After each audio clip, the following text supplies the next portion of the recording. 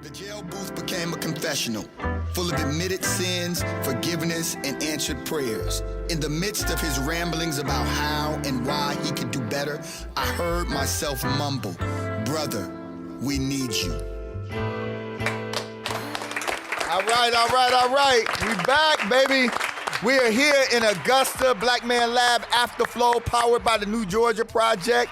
Excited to be here. What a beautiful evening. We are in a safe and sacred space, a space built by us, for us. This was powerful.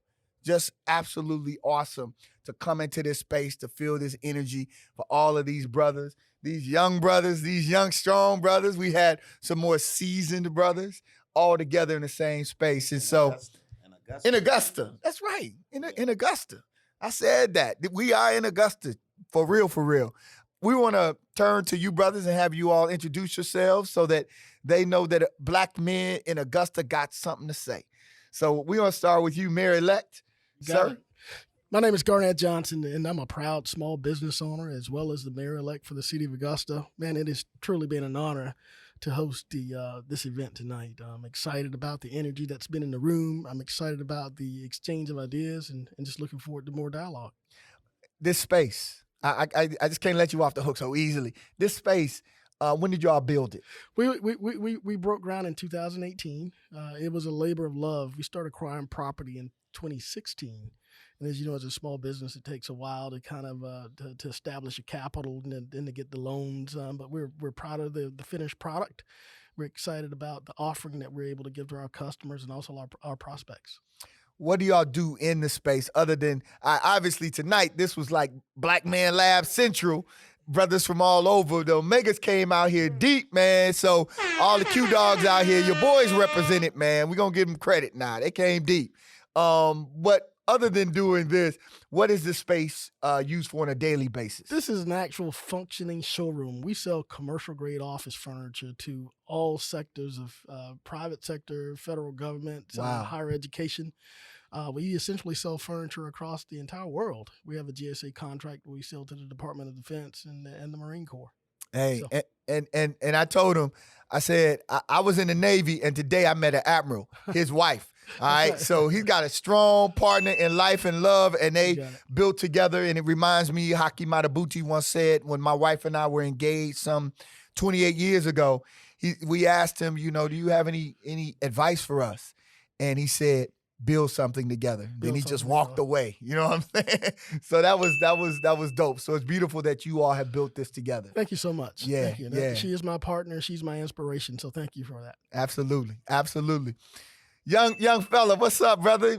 You come highly recommended from Dr. Toure. We were just with him in Savannah. He was took us on a tour. Obviously, always, as he says, planting seeds. So it looks like he planted a seed in you, and tell the world, the Black Man Lab world, who you are and the seed that's planted in you. So my name is Davis Green. I was born here in Augusta, raised in Augusta.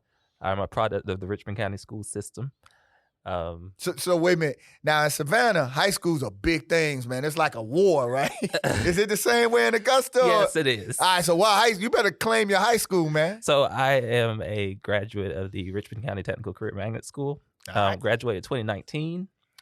I currently attend Georgia Southern University, and I am pursuing a degree in criminal justice. All right, right on. And you are how old? I am 22 years old. 22. Man, brother chairman, what did it feel like when you were 22? Oh wow! I'm gonna stop right there. Yes, this is a rated G. I don't want to think too hard about being 22. We have a right against self-incrimination. That's right. The whole world is gonna see this. We don't want no problems, no smoke. What's happening, my brother? What's going on, Doc? How you doing? I'm great, man. Introduce yourself. So my name is Daryl Rolle, and I am a serial entrepreneur here in Augusta, Georgia. Like mayor-elect here, I find problems and, create solutions and make a few dollars while I'm at it. Hey, a serial entrepreneur. So absolutely. you building businesses. Hey, man, one after the next. That's beautiful. One of the things that you said, man, that caught me. and I'm always in these Black Man Labs, something always touches me. But you said as you looked around, you saw mentors in this room of yours. Absolutely.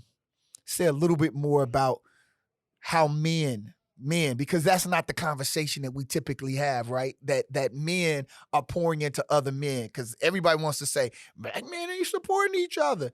That hasn't been your experience, right? So tell us a little bit about how Black men have poured into you, and then we're going to let the chairman jump in. Absolutely. Real quick. I mean, my story isn't really unique. You know, I grew up in a single mother, household. And, so, my uncles helped raise me, Yes, sir. Through my life. And, when I was speaking to the men in the room, I paid homage to the men in the room that actually took the time to pour in a 5-minute conversation, to have lunch with me, to have dinner with me, to be able to say, hey, this is the blueprint that I laid out. Yes, sir. You should try this, right? And I think that's so important, especially in this society, because man, there's an old African proverb that goes something like this. It says, if you teach a fish how to climb a tree, he's going to forever think that he's stupid. Okay. Yeah. And so what we have to do as Black men is we have to make sure that for the next generation that we're properly teaching, our young entrepreneurs, our young Black, tech students, our next wave of politicians, the blueprint to, what success really looks like. And so I just appreciated that because again, it means a lot, when it comes to forming my career, and as well as, what's the for the future. We appreciated you not only sharing that, but you also use that language, succession plan. Absolutely. The need for a succession plan. Y'all heard that now. This is Augusta, y'all. Black men got something to say. We got our brother. This effort has been powered by the New Georgia Project. Brother Chairman Francis, attorney, Reverend Brother. I'm going to give you one more title before it's over, but for right now, we'll leave it there. Brother Francis, your experience tonight here in the Black Man Lab here in Augusta. Tell the people what you felt, what you experienced. So each city has been different. Augusta has been deeply spiritual to me. As I drove up, knowing that we would be on Telfair Street, I know this street was named for Governor Telfair. And I also know that in the early parts of the formation of this state, there was a meeting here in Augusta of the Confederation of American Indians, as they were called. They were Creek and Cherokee. They gathered here to ask the government to keep its word that it had established in the Treaty of New York, 1790. At that point, Georgia extended no further than the Oconee River.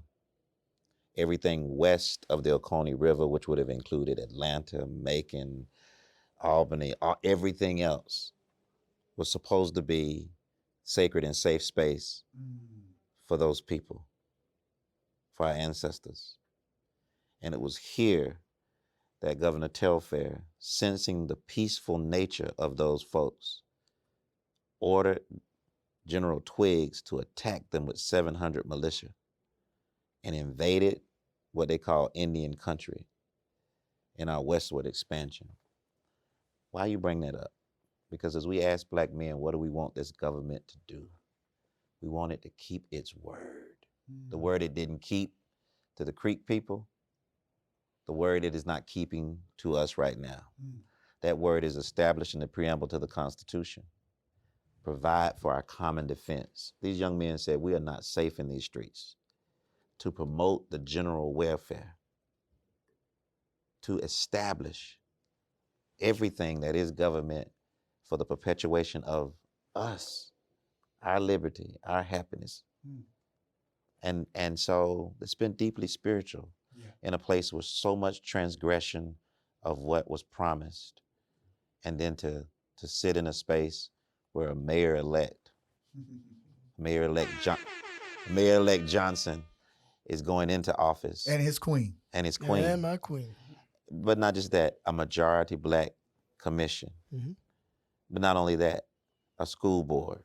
But not only that, every lever of government, every reign of power controlled. May the government here do better than the government then. And that is what it's all about. Deeply spiritual for me. Well, brother, we asked the question, Mm-hmm. and you've responded in some ways, but we've asked the question, and we'd ask that you say it in one word. If there was one thing, one aspect of what government has control over, what would be the one thing you would say if you were able to look right in the face of the next governor, the next senator, the next labor commissioner, the next secretary of state, whoever it is that you're speaking to? What's the one thing, hey, we need more of this or less of this? Here's what we need. Tell them right now, because black men got something to say, and we in Augusta, and we want to hear it. Tell them. I would say that the one thing that the government can really, do better on is safety. Safety. All right. That's easy. Create more opportunities for businesses of color. Create more opportunities for business of color. Accountability. Accountability. Accountability. Government accountability. Y'all heard it. Right here in Augusta. We're in Augusta. Say it loud. I'm black and proud. I'm black and I'm proud. Hey, right on. Black men's got something to say. Here's the last thing we want you all to do, because we will have black men some years in the future wondering what we did as black men every day to be our best selves. What are your habits, rituals, or disciplines? If you can give it to us in 30 seconds, what do you do on a daily basis that allows you to operate at the level that you're operating at? That's easy. It's always keeping myself out of my comfort zone. Always challenging myself to put myself in unique positions, to capitalize on opportunities to grow myself, to grow my business, and to grow others that are around me. Get out your comfort zone. That's right. Out your comfort zone. Don't be where I'm chilling. That's right. No time for chilling. No time for chilling. Make life stretch you. Yes. We talked about tension last night. That tension builds muscle. There it is. All right. Come on, young brother. I would say daily I take risk.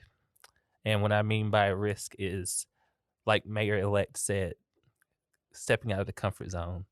And one of the risks that I have taken on in this endeavor is running for Georgia House of Representatives for District 129 here in Richmond County. Look at him. He bringing it home, boy. He said, I'm not going to miss an opportunity if there's a mic in front of me. I'm going to let him know what I'm doing. I heard you, brother. We know that you're running. We're proud that you're taking the risk. Thank you, sir.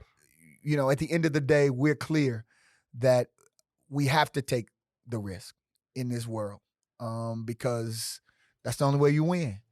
My brother, what do you do on a daily basis? I'll give you two quick things, man. Yes, sir. If you're not first, you're last. So I'm up at 4 a.m. Ooh. Working out.